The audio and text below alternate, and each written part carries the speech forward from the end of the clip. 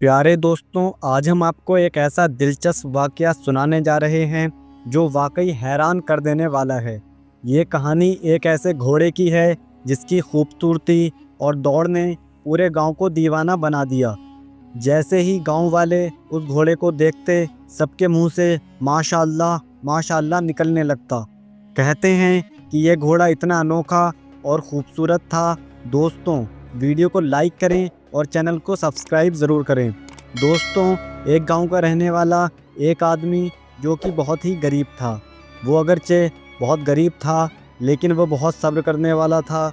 उस गरीब आदमी के पास एक घोड़ा था जिसको देखने के लिए लोग दूर दराज से आया करते थे। उसने अपने घर के पास ही एक छोटा सा अस्तबल बना रखा था, यानी घोड़े बांधने के लिए एक जगह बना रखी थी। उसका इश्क कुछ और नहीं बल्कि यही घोड़ा था। बादशाह वक्त को जब पता चला कि करीब गांव के एक गरीब आदमी के पास एक घोड़ा है जो कि बहुत आला दर्जे का है, बादशाह खुद भी घोड़ों का बहुत शौकीन था। उसे घोड़े रखने का बहुत शौक़ था। उसने सोचा कि इस आला दर्जे के घोड़े को ज़रूर हासिल करना चाहिए। चुनाचे बादशाह अपने कुछ साथियों के साथ उस गरीब आदमी के पास आया और कहने लगा, है फ़कीर, इस घोड़े के बदले मांग, क्या मांगता है? उस आदमी ने कहा, मैं माजरत चाहता हूँ, मैंने ये घोड़ा बहुत शौक़ से पाल रखा है और शौक़ से पाली हुई चीज़ को कभी बेचा नहीं जाता। बादशाह सलामत। बादशाह ने उससे कहा, हम तुझे मुँह मांगी कीमत देंगे। लेकिन उस आदमी ने फिर से माजरत कर ली। बादशाह कहने लगा, एक मर्तबा फिर गौर कर ले, एक बार फिर अच्छी तरह से सोच ले, हम तुझे अपनी एक रियासत दे देंगे, उसके बदले तुझे घोड़ा हमें दे देना। लेकिन वो आदमी फिर भी नहीं माना। मामला यहाँ तक जा पहुँचा कि बादशाह ने उसे आधी सल्तनत की पेशकश कर दी। उस गरीब आदमी ने कहा, बादशाह सलामत, बेचने वाली चीज़ होती तो मैं आपको पहले ही दे देता, लेकिन इसका कोई मोल नहीं, ये मेरे लिए बहुत अनमोल है। बादशाह एक नेक हुक्मरान था। उसने कहा, अच्छा तेरी मर्ज़ी, यानी अगर तू नहीं बेचना चाहता तो मत बेच, कोई बात नहीं। बादशाह के चले जाने के बाद गांव के लोग उस आदमी के पास आकर कहने लगे, तू कितना बेवकूफ़ आदमी है, वक्त का बादशाह तेरे पास आया था, उसने तुझे आधी सल्तनत की पेशकश की। अगर तुझे वो सल्तनत मिल जाती तो तेरे साथ साथ पूरे गांव के मज़े होते, तू हमारा बादशाह बन जाता। तूने ये कितनी बड़ी हिमाकत की है, कितनी बड़ी खुशनसीबी को घर आए कबूल नहीं किया।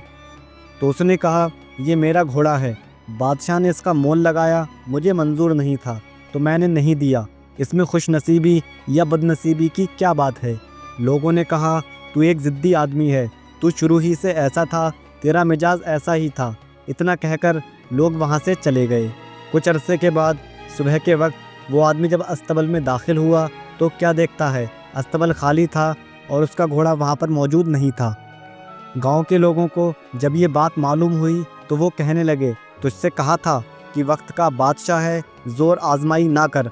अब देख, तेरा घोड़ा तेरे पास नहीं, तेरे साथ बड़ा जुल्म हुआ, तू तो तबाह बर्बाद हो गया। उस आदमी ने कहा, मैं कैसे तबाह बर्बाद हो सकता हूँ, एक घोड़ा ही तो था, छोटी सी चीज़ थी, मेरी ज़िंदगी तो बहुत बड़ी है। लोगों ने कहा, नहीं तू बेवकूफ़ आदमी है, तुझे अल्लाह ने अक्ल ही नहीं दी। ये सब कहकर वो वहाँ से चले गए।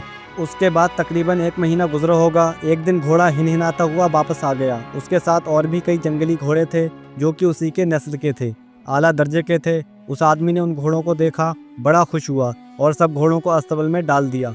गाँव के लोगों को जब पता चला तो वो कहने लगे, तू तो बड़ा खुशनसीब है, तुझे न सिर्फ एक खोया हुआ घोड़ा वापस मिल गया बल्कि उसके साथ कुछ और भी घोड़े मिल गए। उस आदमी ने कहा, घोड़ा था, चला गया था और अब वापस आ गया। तुम एक वाकया पकड़ लेते हो और तुम नालायक लोग समझते नहीं हो और आकर कहते हो क्या खुशनसीबी है। दोस्तों, वो सब जंगली घोड़े थे और अब उनको संभालना बड़ा मुश्किल काम था। उस आदमी का एक इकलौता बेटा था जो उसे जान से भी ज़्यादा प्यारा था। बेटे ने अपने बाप से कहा, अब्बा ये जंगली घोड़े हैं और मैं इनको सुधार दूंगा। चुनाचे उसने सबसे सेहतमंद घोड़े को पकड़ा, उसके मुंह में लगाम डालकर उसके ऊपर चढ़ा और उस घोड़े को चलाने की कोशिश करने लगा। लेकिन उसका बेटा घोड़े से गिर गया और उसकी टांग की हड्डी टूट गई।